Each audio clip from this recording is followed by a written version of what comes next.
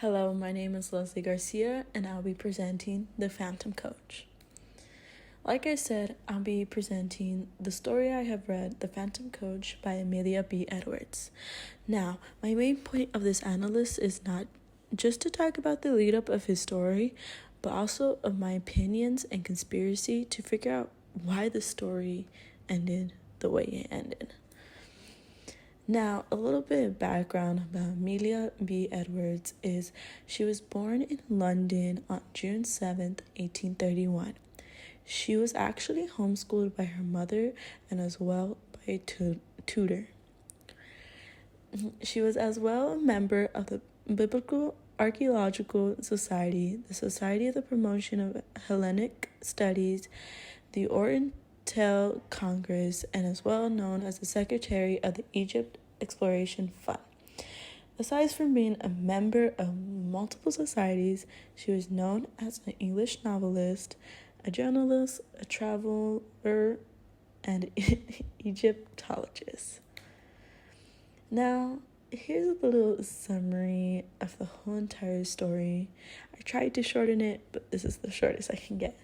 So, on a cold, snowy night in December, James Murray went out hunting, but towards the end, he ended up getting lost and wasn't able to find shelter before dark. Luckily, James ran into an old man, which Murray ended up following to ask the old man's master for food and shelter. After being fed and given shelter, the master gave information to Murray that there is a trail that would lead him to where a coach would pick him up. With that, the old man told James that around 9 years ago, 4 passengers, a coachman and a guard, drove through a stone wall and fell into a valley and died. Without a coach appears out of nowhere, and without a doubt, James got into the coach and tried making conversation with the rest of the passengers, but they were all silent and not moving. Then he noticed how the coach was in horrible condition because it was rotten and moldy.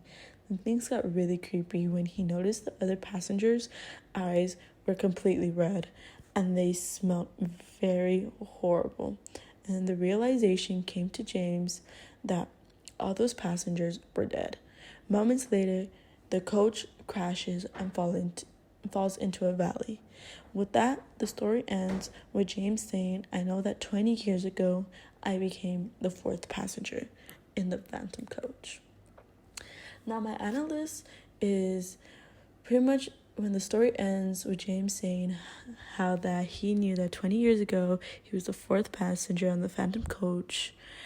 Just kind of confused me and tripped me out, I want to say, because my thing is, how did he become something when that same incident happened 9 years before it happened to him? Like, how did he become the 4th passenger to the same incident, to the story he was told? So my conspiracy is that the old man, the assistant of the master, predicted and caused for James Murray to be the 4th passenger, meaning once he told James about the story, there was 4 passengers in this coach and they fell into a valley and died. Then literally moments later, the same thing happened to James, but there was only 3 passengers, somehow making James the 4th passenger, which really doesn't make sense to me.